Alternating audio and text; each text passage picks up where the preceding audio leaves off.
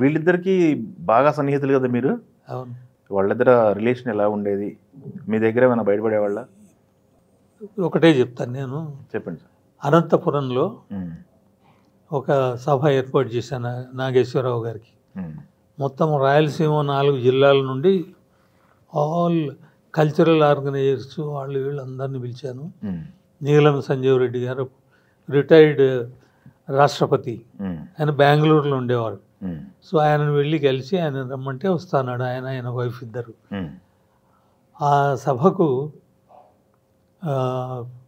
నేను అనుకున్నా, మీరు అనుకున్నట్టే రామారావు గారిని పిలిస్తే బాగుంటుంది, ఆయనతో ఈయనకు సన్మానం చేయిద్దాం, నాగేశ్వరరావు గారికి రామారావు గారితో సన్మానం చేయిద్దాము.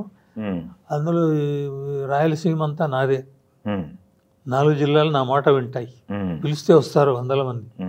అప్పటికే కల్చరల్గా పాపులర్ నేను అనుకుని రామారావు గారి దగ్గరికి వెళ్ళాను. వెళ్తే ఆయన ఏమన్నారంటే, సార్ మీరు రావాలి, మీ ఇద్దరికి సన్మానం చేద్దాం అనుకున్నాను నేను మా రాయలసీమ తరఫున. మీ చీఫ్ గెస్ట్ అని చెప్పలేదు నేను ముందు ఆయన కలిసినప్పుడు.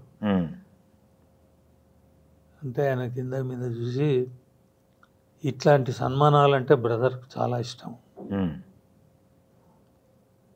బ్రదర్కి చేయండి అన్నాడు.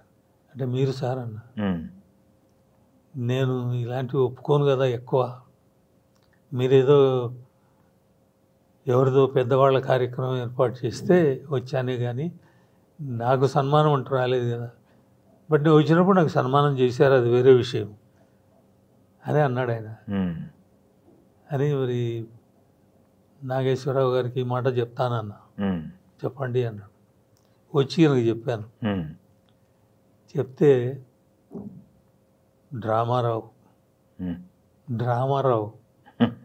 వచ్చి ఉండొచ్చు కదా అంటే, ముక్సూటి మనిషి అయిన నాగేశ్వరరావు గారు, వాళ్ళిద్దరు లేరు కాబట్టి మనం మాట్లాడుకుంటున్నాం, ఉంటే మాట్లాడలేము. అలా దాంట్లో నీలం సంజీవ్ రెడ్డి గారితో ఈయనకు సన్మానం చేయించినప్పుడు మొత్తం అనంతపురం అంతా అక్కడ ఉంది, మొత్తం ఊరేగింపు చేశాము ఈయనను. ఆ మెయిన్ రోడ్డు ఉంది, క్లాక్ టవర్ నుండి పెద్ద రోడ్డు, మిద్దెల మీద ఎక్కి పూలు చల్లేవాళ్ళు. ఈయనేమో అక్కడ మనకు తెలిసిన ఎస్పీ ఉండేవారు, ఆయన పోలీసు వెహికల్ ఇచ్చాడు ఊరేగింపు. పెరేడ్ వాహనం మాకు ఇచ్చాడు. ఆ వాహనంలో ఎక్కించాము ఈయనను. ఈయనేం హార్ట్ పేషెంట్. ఆయన ఉత్సాహం చూస్తే నాకు భయం వేసింది, ఏదో పెట్టుకున్నాను నేను ఇదేని. కుర్చీలో కూర్చోమని చెప్పాము ఇట్లా. ఆయన ఏం చేశాడని దీని మీద ఒక కాలు పెట్టి లేచి నిలబడ్డాడు. కూర్చోమంటే నిల్చున్నాడు. అభిమానం చూసి వాళ్ళ చూసేసరికి నా లైఫ్లో ఇంతమంది ఎప్పుడు చూడలేదు నేను. మొత్తం మిద్దెలు మేడలు అన్నీ ఎక్కున్నారండి, మొత్తం పబ్లిక్. నారాయణ రెడ్డి గారిని తీసుకెళ్ళాను. నారాయణ రెడ్డి గారి ముందు ఇక్కడ వద్దులే, నేను ముందు ఉంటాను, నేను ముందు కారులో ఉన్నాడు, నిండిపోయినారు జనం. నేను ఈయన కాపలాగా వెనక నిలబడి ఉన్నా, ఎక్కడ పడతాడో కింద పడతాడో అని నేను దాని మీద. అక్కడ నుండి తీసుకెళ్ళి లలిత కళా పరిషత్తోని హాలు, ఆ హాల్లో 2000 మంది పడతారు. దానికి మేమేం చేసామంటే, వెనక గోడ ఉండింది, ఈ ఫంక్షన్ గోడ తీసేసాం, దాంతో ఇంకో 2000 మంది పడతారు.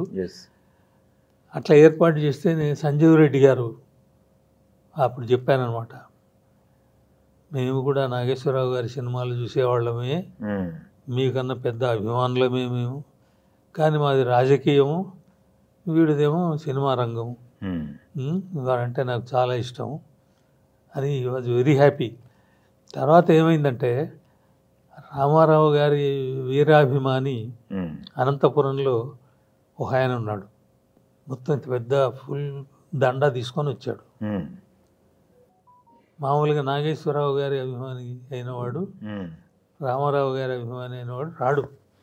వాళ్ళ అభిమానులకి గొడవలు ఉండేయా? అదే గొడవలు ఉండేవింటే కర్నూలులో 2 సోడా షాపులు ఉన్నాయి. Eshwar soda, Pathan soda. ఇది ఒక షాపు, 4-5 షాపుల తర్వాత ఆ షాపు. వీడు ఆ సౌండ్ వస్తుంది సోడా ఓపెన్ చేస్తే, కర్నూలు స్పెషల్ అది.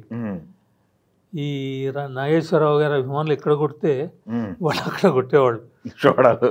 అది చూడడానికి కొన్ని 100 మంది వచ్చేవాళ్ళు. వాడి సినిమా పేర్లు చెప్తే వీడి సినిమా పేర్లు చెప్తాడు.